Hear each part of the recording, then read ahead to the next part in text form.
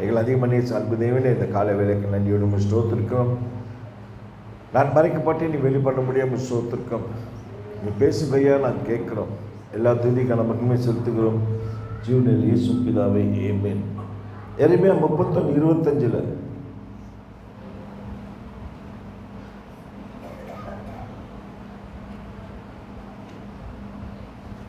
31:25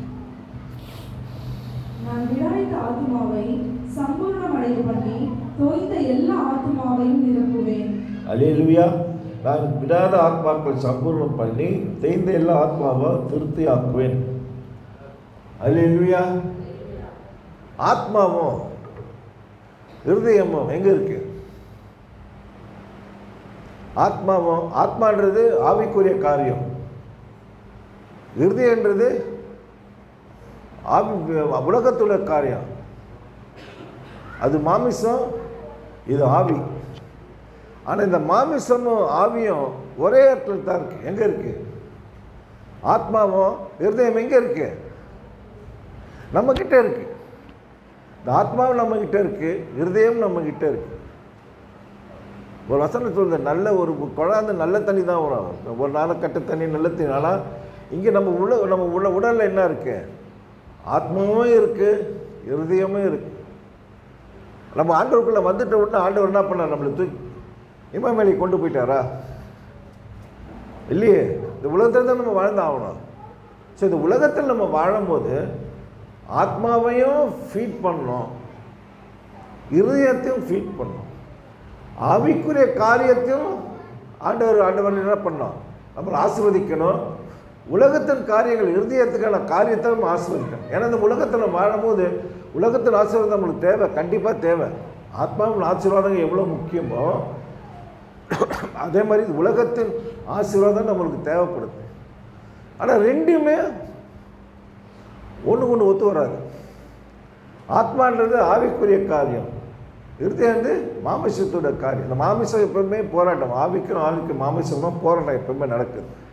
ஆனால் இந்த ரெண்டுமே ஒரே இடத்துல வச்சு, ரெண்டுத்தையுமே ஒரே இடத்துல வச்சு ஆண்டவர் எப்படி போஷிக்கிறார் பாரு.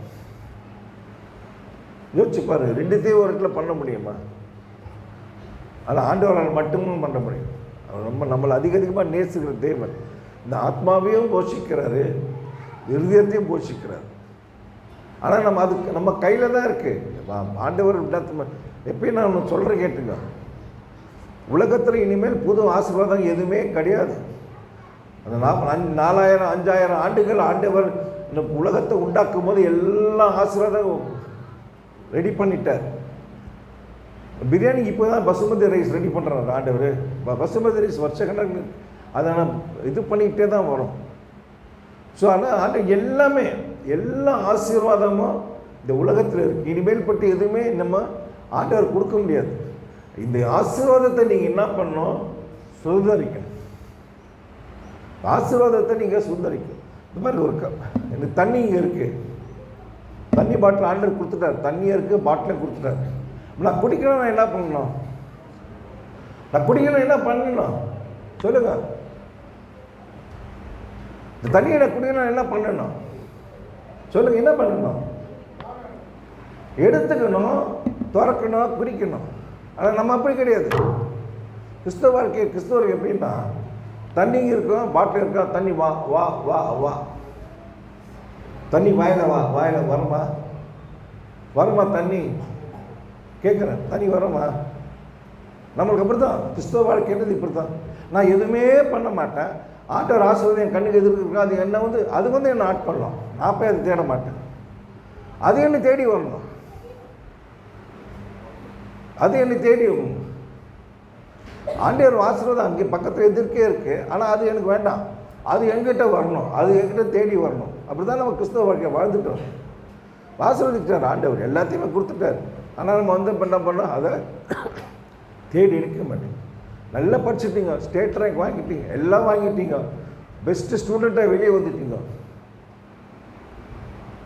கேம்பஸ் இன்டர்வியூ அட்டன் பண்ணவா? அவ்வளோ கேம்பஸ் இன்டர்வியூ அட்டன் பண்ணாமல் வேலை கிடைக்குமா? கேம்பஸ் நான் ஃபஸ்ட்டு வந்துட்டு நான் ஸ்டேட் ரேங்க், அதாவது வேலை என்னை தேடி வரமா உங்களுக்கு வேலை தேடி? வேலை தேடி வராது. நீங்கள் தான் வேலையை தேடி போகணும், நீங்கள் தான் அப்ளை பண்ணணும். ஒருவேளை கேம்பஸ் இன்டர்வியூ நீங்கள் போய் அப்ளை பண்ணால் தான் நம்ம எதுவுமே தேடாத வரைக்கும் நம்மளுக்கு கொடுக்கப்பட்ட ஆசீர்வாதம் நம்மளை தேடி வராது, நம்மளே தேடி வராது. ஆக ஆண்டவர் நம்மளை ஆசீர்வதிச்சிட்டார். அந்த ஆசீர்வாதத்தை நம்ம என்ன பண்ண சுதந்திரிக்கணும். அதே மாதிரி ஆண்டவர் பாரு, நான் இதயத்தையும் ஆத்மாவே நான் போஷிப்பேன், இதயத்தையும் போஷிப்பேன்னு சொல்லிட்டு ஒரு இடத்துல சொல்லுவார். பார்ப்போமா? மத்திய சுவிசேஷம் 6:33.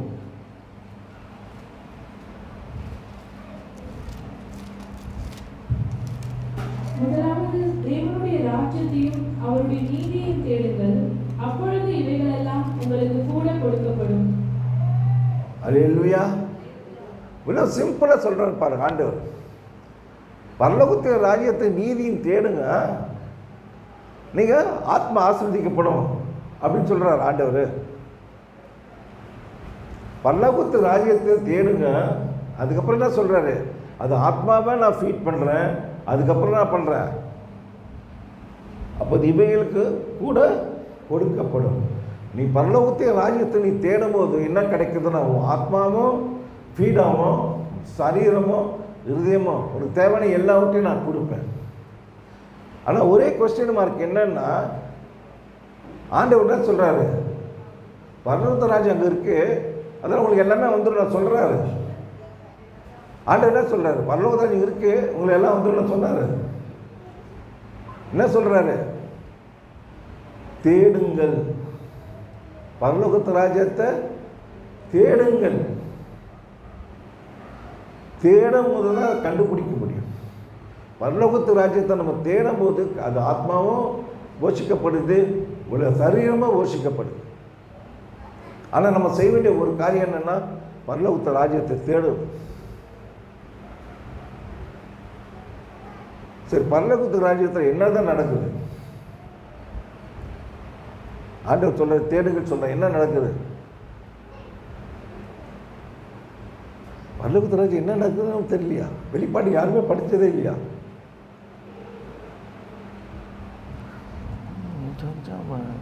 வெளிப்பாடுகள் 4:8-11, 4 அதிகாரம் 8-11. அந்த 4 ஜீவன்களிலும் ஒவ்வொன்றும் அவ்வாறு சிறகுகள் உள்ளவைகளும் சுற்றிலும் உள்ளேயும் கண்களால் நிறைந்தவர்களுமாய் இருந்தன.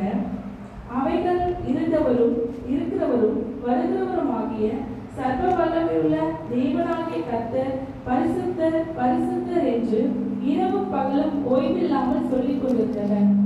மேலும் சிங்காசனத்தின் மேல் வீற்றிருந்து சதா காலங்களில் உயிரோடு இருக்கிறவருக்கு அந்த ஜீவன்கள் மகிமையும் கனத்தையும் ஸ்தோத்திரத்தையும் செலுத்தும் போது 24 மூப்பர்களும் சிங்காசனத்தின் மேல் வீற்றிருக்கிறவருக்கு முன்பாக வணக்கமாய் விழுந்து சதா காலங்களிலும் உயிரோடு இருக்கிறவரை தொழுது கொண்டு தங்கள் கிரீடங்களை சிங்காசனத்துக்கு முன்பாக வைத்து, கர்த்தாவே தேவரீர் மகிமையும் கனத்தையும் வல்லமையும் பெற்றுக் கொள்கிறதற்கு பாத்திரராய் இருக்கிறேன். நீரே சகலத்தையும் சிருஷ்டித்தீர். உம்முடைய சித்தத்தினாலே அவைகள் உண்டாய் இருக்கிறவைகளும் சிருஷ்டிக்கப்பட்டவைகளுமாய் இருக்கிறது என்றார்கள். அல்லேலூயா. அவங்க என்ன பண்றாங்க? ஆண்டவரை துதிக்கிறாங்க. வேற ஒன்றும் பெருசா பண்ணல. ஆண்டவர் என்ன தோன்றுறாங்க? ஆண்டவர் என்ன பண்ண? துதிக்கிறாங்க. துதிக்கும் போது என்ன நடக்குது? துதிக்கும் போது என்ன நடக்குது? பரலோகத்தில் இறங்குது. துதிக்கும் போது துதின்றது பார்த்தீங்கன்னா பாட்டு ஆண்டவர் துதிக்காது. ஆண்டவர் என்ன சொன்னாங்க? வானத்தை போய் படத்தை தேவரே, இப்படி நீங்கள் வெளியே நடந்து போறீங்களே, சும்மா வெளியே போகிற சபை யோசிக்கும் போது அப்போ அந்த வார்த்தை சொல்லிட்டே போகல, ஆண்டவரே நாளே எனக்கு இந்த சபைக்கு வந்ததுக்காக நன்றியோடு ஸ்தோத்திரங்க, இந்த வார்த்தைகளை கொடுத்ததுக்காக நன்றியோடு ஸ்தோத்திரி, இப்படியே சொல்லிட்டே போகலாமா? முடியாதா? முடியாத அவளை என் பைக்கில் ஓட்டின்னு போகும்போதே, இல்லை நடந்து போகும்போதே, சபா ஸ்தோத்திரம் ஸ்தோத்திரம் ஸ்தோத்திரம் துதிக்கணும் சொல்ல முடியாதா? சொல்லவும் முடியாது. நம்ம அதை செய்கிறது கிடையாது. நடக்கும்போது வேறு ஏதோ யோசனை போகிறோம். ஆண்டவர் கொடுத்த அந்த 24 நம்ம யூஸ் பண்ணுறதே கிடையாது. எதுக்குமே ஆண்டவருக்காக யூஸ் பண்ணுறது, உலகத்துக்காக நிறைய யூஸ் பண்ணணும். ஆண்டவர் துதிக்கும் போது என்ன நடக்குது? ஆத்மாவும் போஷிக்கப்படுது, இருதயமும் போஷிக்கும். இது எல்லாமே சேர்த்து கொடுப்பார். முக்கியமாக அதுதான். ஆண்டவரை துதிக்கும் போது தான் என்ன பண்ணுறது? பரலோகத்து ராஜ்யம் இறங்கும். ஏன்னா பரலோகத்தாண்டி இறங்கினா தான் உங்கள் ஆத்மாவும் ஆண்டவர் சரீரமும் ஆண்டவரே போஷிக்கப்படும். துதிக்கணும், ஆண்டவர் நல்லா துதிக்கணும், பாடல் மாலையே படிக்கணும். எப்படி துதிக்கணும், எப்படி பாட்டு மாலையே பாடலாம். அந்த ரெண்டு பேரே நான் ஜோஷுவா பாட சொல்கிறியாண்ண உடனே நான் பாடினேன் இதில் அத்திப்பட்டில். உம்மை பாடாத நாட்களும் இல்லையே, உம்மை தேடாத நாட்களும் இல்லையே, உம்மை பாடாத நாட்களும் இல்லையே, உம்மை தேடாத நாட்களும் இல்லையே, உம்மை அல்லாமல் யாரை நான் அறிவேன், உமக்காக அல்லாமல் யாரை நான் வாழ்வேன், உம்மை அல்லாமல் யாரை நான் நேசிப்பேன், உமக்காக அல்லாமல் யாருக்காய் வாழ்வேன். அப்பா உங்க பிள்ளையே, அப்பா உங்க பிள்ளையே, அப்பா உங்க பிள்ளையே,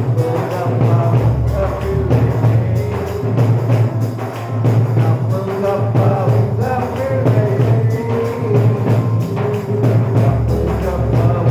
பிள்ளையே.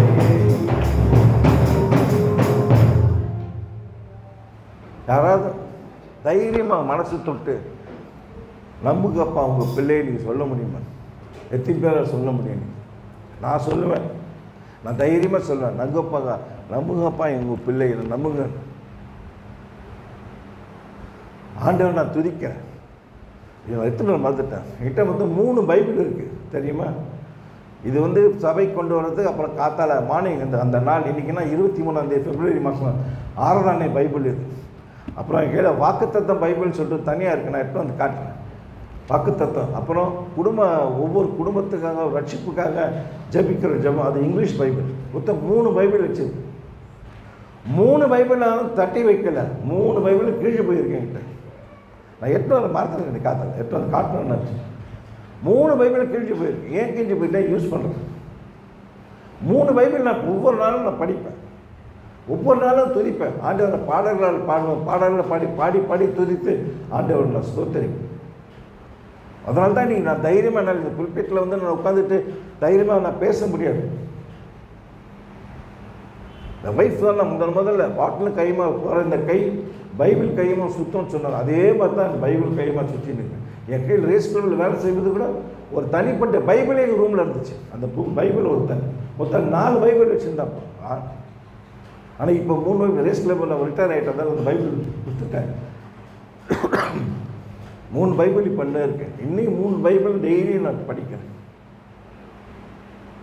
ஆண்டவர் துதிக்கும் போது தான் பரலோகத்தராட்சி. அதாவது நான் என்ன சொல்லும் போது எல்லாமே கரெக்ட் ஆகிடும் அப்படியே இருக்குன்னு சொல்ல மாட்டேன் நான். அந்த மாதிரி கிடையாது, அந்த மாதிரி கிடையாது. வெயில் காலத்தில் வேர்க்க தான் செய்யும், வேர்க்குமா இல்லையா?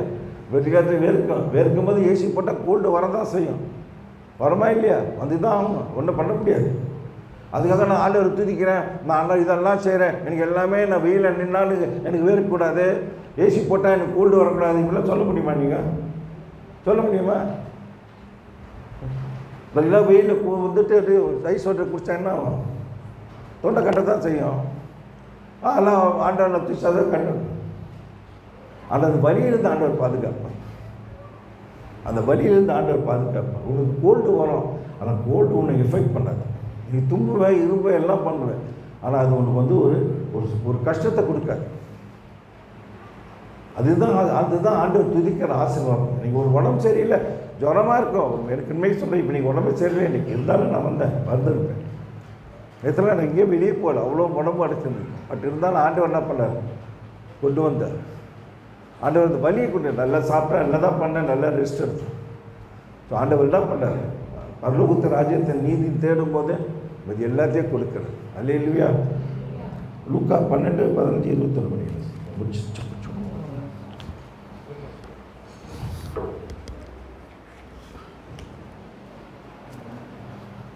பின்பு அவர் அவர்களை நோக்கி, பொருளாசை குறித்து எச்சரிக்கையாக இருங்கள். ஏனெனில் ஒருவனுக்கு எவ்வளவு திரளான ஆஸ்தி இருந்தாலும் அது அவனுக்கு ஜீவன் அல்ல என்றார். கவலைப்படுகிற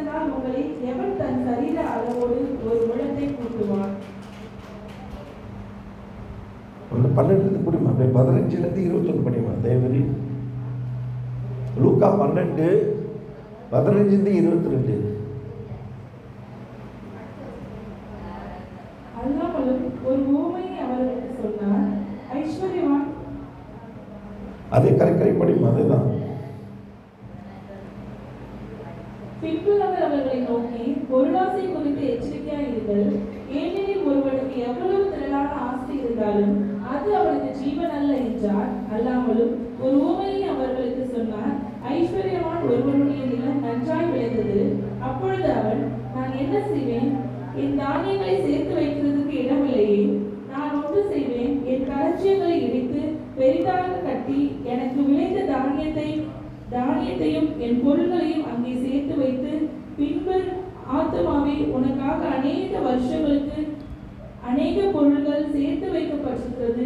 நீ இளைப்பாறை புசித்து குடித்து பூரிப்பாய் இரு என்று என் ஆத்துமாவோடே சொல்லுவேன் என்று தனக்குள்ளே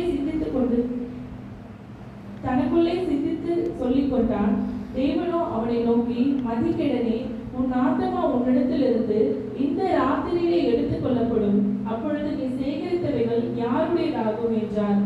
தேவனிடத்தில் ஐஸ்வர்யவானாய் இராமல் தனக்காகவே பொக்கிஷங்களை சேர்த்து வைக்கிறவன் இப்படியே இருக்கிறான் என்றார். அல்லேலூயா. என்ன பண்றான் ஐஸ்வர்யவான்? பணம் அப்படியே பணம் கொட்டுது அவனுக்கு. பணம் கொட்டு என்ன பண்றான்? அதை வச்சு ஏதாவது தியானம் பண்றான்? ஒன்றும் பண்றது இல்லை. என்ன பண்றான்? அது இன்னும் டபுள் பண்ணோம். ஒரு ஸ்டேஜுக்கு அப்புறம் உலகத்தில் அப்படித்தாங்க. பணம் நீங்கள் சம்பாதிக்க போனீங்கன்னா அதுக்கப்புறம் அது பின்னாலே போயிடுவீங்க. அது என்ன தர நீங்கள் அது தேட மாட்டீங்க. அது உங்களை தேடி இட்டு போயிடும், எங்கேயோ இட்டு போயிடும். அவன் என்னாச்சு? ஆண்டவர் ஒரே ஒரு வார்த்தை தான் கேட்குறாரு. நீ கஷ்டப்பட்டு எல்லாம் ஏதோ பண்ணி வீடு கட்டி எல்லாம் பண்ணிட்டு அந்த நைட்டு உங்கள் ஆத்மா போயிடுச்சுன்னா என்ன ஆச்சு? ஒன்றுத்துக்கு பிரயோஜனம் இல்லை. ஆத்மாவும் இது நரகத்துக்கு தான் போவோம், பரலோகத்துக்கு போவாது. அதுதான் சொல்ல, உலகத்தின் ஐஸ்வர்யம் தேடாதீங்க. ஆனால் அது தானே தேடி ஆண்டவர் கொடுப்பார். அந்தந்த நேரத்தில் எப்பவுமே கொடுப்பார். பரலோகத்து ராஜ்யத்தை நீதி தேடும் போது இதெல்லாம் சேர்த்து கொடுப்பார், கண்டிப்பாக கொடுப்பார். இன்னொரு வருஷத்தில் படிக்கணும். மத்தேயு 16:26.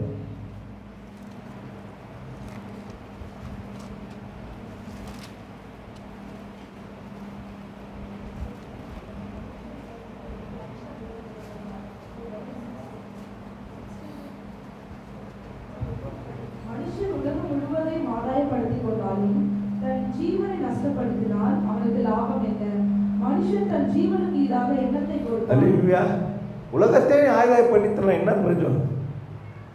உலகத்துக்கே நீ பெரிய சொல்ற, நீ பெரிய ஆளாக இருந்துட்டா பிரயோஜனம் ஒன்றுமே கிடையாது.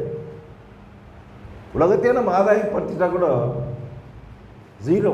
நம்ம எப்பவுமே ஜீரோ தான். ஆனால் இருதயம் எங்கே போகுது? ஆத்மா எங்கே போகுது? உலகம் வந்துடுச்சு, உலகமே வந்துடுச்சு, உலக ஐஸ்வர்யம் எல்லாமே வந்துடுச்சு. அதனால் நம்மளுக்கு என்ன சந்தோஷம் எல்லாம் வந்துடுமா? ஆத்மாவை போஷிக்க முடியுமா? உலகம் ஆத்மாவை போஷிக்காது. ஒரு வேளை இதயத்தை போஷிக்கலாம், ரொம்ப சந்தோஷமாக இருக்கிற மாதிரி இருக்கலாம். ஆனால் கண்டிப்பாக இதயத்தை உலகத்து ஐஸ்வர்யங்கள் ஆத்மாவை கண்டிப்பாக வளர்க்க வைக்காது. பரலோகத்தின் ராஜ்யத்தை நம்ம தேடும் போது தான் இது எல்லாமே நமக்கு சேர்த்து கொடுக்கப்படும். இன்னொரு வருஷம் கடைசியாக ஒரு வருஷம் மத்தேயு 6:21.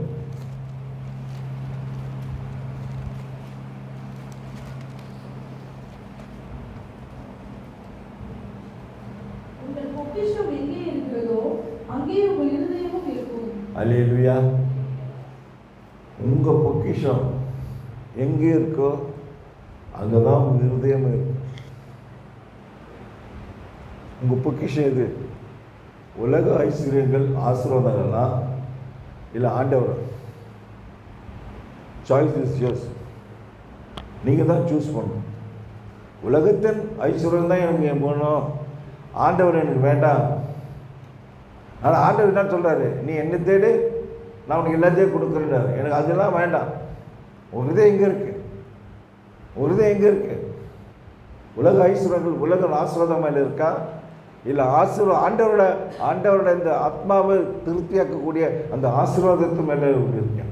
பரலோகத்து ராஜ்யத்து மேலே உன்னுடைய ஆத்மா இருக்கா, இருதயம் இருக்கா? சாரி, இல்லை, உலகத்தின் ஐஸ்வர்யமான உங்கள் இருதயம் இருக்கா? எங்கே இருக்கு? அதை நீங்கள் தான் தீர்மானிக்கணும். நான் தீர்மானிக்க முடியாது. அது உங்களுக்கு தான் தெரியும் எங்கே இருக்குன்னு சொல்லிட்டு. ஆனால் ஆண்டவர் ஒரு வாக்குத்தத்தத்தை கொடுக்குறேன். என்னென்னு? பரலோகத்துக்கு ராஜ்யத்தை தேடுங்க, நான் அது எல்லாத்தையும் சேர்த்து கொடுக்குறேன்னு சொல்லி. தாவீது குறித்து ஒரு அழகான ஒரு வசனம் சொன்னார். ஆண்டவர் என்ன சொன்னார்? படிக்கவேனா? தாவீது என் இதயத்துக்கு ஏற்ற மகனாக இருந்தார். எப்படி சொல்கிறார்? ஏன் ஆண்டவர் சொல்கிறார்? தாவீது என்ன பண்ணான்? தாவீது என்ன பண்ணான்? ஆண்டவர் எப்பவுமே துதிச்சுக்கிட்டே இருந்தான். எந்த சூழ்நிலையிலையும் அவன் மாமனார் துரத்துறாரு, பையன் துரத்துறான், எல்லாம் துரத்தும் போது என்ன பண்ணுறான்? எப்பவுமே துதிச்சு கொண்டு இருந்தான். சங்கீதம் பாதி புக்கு தாவீது எழுதிய சங்கீதம். நீ நம்ம எத்தனை பாட்டு எத்தனை பாட்டு பாடுறோம் இல்லையா, அத்தனையும் எழுதணும் தாவீது. அதனால தான் தாவீது என்ன சொல்கிறாரு? என் இதயத்தை ஆண்டவர் பார்த்து சொல்கிறார், அவனை பார்த்து, என் இதயத்தை உத்தமாக. நீங்கள் ஆண்டவரை தேடும் போதும் துதிக்கும் போதும் பண்ணும் போதும் என்ன நடக்குது? ஆண்டவருக்கு ஏற்ற மகளாக மாறும். அதுக்கப்புறம் இன்னொரு முக்கியமான காரியம், பரலோகத்து ராஜா வேறு எங்கேயும் இல்லை, நம்மக்கிட்ட தான் இருக்குது, நமக்குள்ளே தான் இருக்குது. நீங்கள் ஆண்டவரை ஆண்டவருடைய பிறப்பு என்ன பண்ணுச்சு? கடவுளை உலகத்துக்கு கொண்டு வந்தது. உங்களுடைய துதி ஆராதனை என்ன பண்ணோம்? பரலோகத்து ராஜ்யத்தை இந்த உலகத்துக்கு கொண்டு வரும், உங்களுக்குள்ளே கொண்டு வரும், இந்த உலகத்துள்ளே கொண்டு வரும், உங்கள் வீட்டுக்குள்ளே கொண்டு வரும், உங்கள் பக்கத்து வீட்டில் கொண்டு வரும், எல்லார் வீட்டில் இன்றைக்கி தேவை. ஐயா சொல்கிறாரு, பேப்பர் எடுத்து பார்த்தீங்கன்னா எங்கே பார்த்தாலும் சண்டை, எங்கே பார்த்தாலும் ஏதோ உலகத்தில் சமாதானமும் அமைதியும் போயிடுச்சு. சமாதானமே இல்லை. எங்கே பார்த்தாலும் சண்டை, எங்கே பார்த்தாலும் இது. ஏன்? நம்மெல்லாம் இன்னும் தூங்கி கொண்டு இருக்கோம். ரட்சிக்கப்பட்ட ஜனங்களை நம்ம என்ன பண்ணுறோம்? இன்னும் நல்லா தூங்கிட்டு இருக்கோம். தூங்கும்போது என்ன பண்ணுறோம்? ஒரு கனவு காண்றோம். என்ன கனவு காண்றோம்? எனக்கு இந்த வீடு வந்துடுச்சு, எனக்கு இந்த கார் வந்துடுச்சு, எனக்கு இந்த பங்களா வந்துடுச்சு, இதை பற்றி தான் கனவு காணும். எப்படியாவது காத்தலிச்சு ஆண்டவர் துதிச்சு பரலோகத்து ராஜ்யத்தை என் ஏரியாவில் கொண்டு வருவேன், ஏரியாவுக்கு ஒரு சமாதானம், வீட்டில் சமாதானத்தை கொண்டு வருவேன். அந்த மாதிரி எத்தனை பேர் யோசிக்கிறோம்? நம்ம யாரை துதிக்கிறோம் தெரியுமா? நம்ம யாரை துதிக்கிறோம் சொல்லுங்க? யாரை துதிக்கிறோம்? நம்ம இல்லை, யாரு? ஏசு கிறிஸ்து தானே துதிக்கிறோம். ஏசு கிறிஸ்துவ தானே நம்ம துதிக்கிறோம். ஏசப்பா நீ தான் எல்லாம் சொல்கிறோம் இல்லையா? அவர் என்ன பண்ணார்? உங்களுடைய என்னுடைய பாவத்துக்காக தன் ரத்தத்தை சிந்தி உயிரை கொடுத்த தேவன் சாக்ரிஃபைஸ் பண்ணார். நீங்களும் நானும் ரெடியாக இருக்கோமா சாக்ரிஃபைஸ் பண்ண?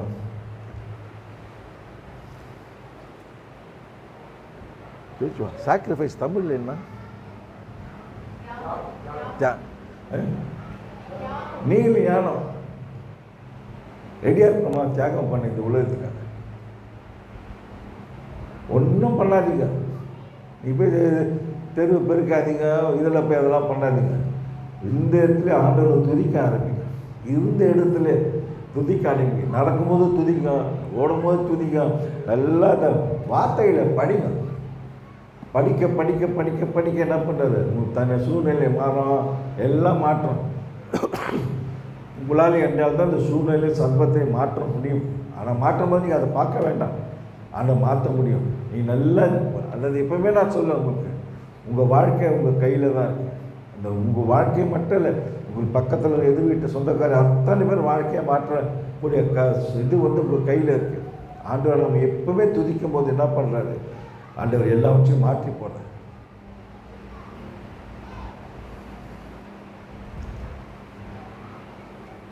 சரி, எத்தனை பேர் இனிமேல் பட்டு சரி பழசெல்லாம் விட்டுடுங்க, பழையவனை கலந்த புதிய புகுந்தன்னு நினைப்பான். இனிமேல் பட்டு ஆண்டவருக்காக நான் கண்டிப்பாக துதித்து ஆராதிப்பேன்னு சொல்லிட்டு எத்தனை பேர் கை தட்டு விசுவாசத்தில் அலையிலேயே சொல்லுங்க. சில பேர் கையை வச்சுட்டு வந்துட்டாங்க வீட்டில்.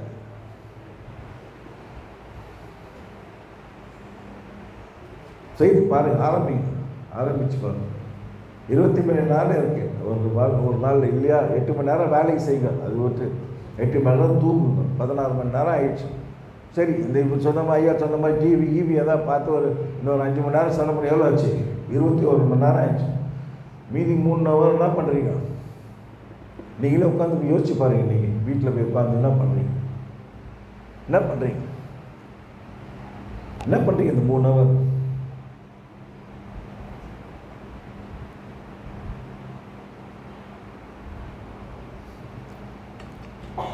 எங்கள் அதிமரிய சன்பு தேவனி அறிவந்த கால வேலைக்கு நன்றி ஒன்று ஸ்தோத்திரிக்கும். நீங்கள் பேசுனீங்க ஆண்டவர், நான் கேட்ட ஆண்டவர். இந்த நாள் முதற்கண்டு எங்களுக்குள்ள ஒரு புது ஆண்டவர் ஏசப்பா ஆராதிக்கும், இந்த பரலோகத்தை ராஜ்யம் தேடவும், வார்த்தைகளை படிக்கவும், ஒவ்வொரு நாளும் உங்களுக்கு கட்டளையே நடக்கும். அந்த கிருபைக்கணும் ஆண்டவரே. கடந்த நாட்கள்லாம் போட்ட ஆண்டவரே, இப்போ நாட்களுக்கு எங்களுக்கு ஒரு மாற்றத்தை நீ கொண்டு வர முடியாமல் ஸ்தோத்திரிக்கம். பழையன கலந்தன புதியன புகுதன பண்ணு, பழைய எல்லாம் எடுத்து போட்டு, பழைய மனுஷனை எடுத்து போட்டு, புதிய மனிதன் உண்மை ஆராதிக்கவும் துதிக்கவும் பரலோகத்தை ராஜ்யம் தேர்வு அந்த இதயத்தை கொடுக்க முடியாமல் ஸ்தோத்திரிக்கம்.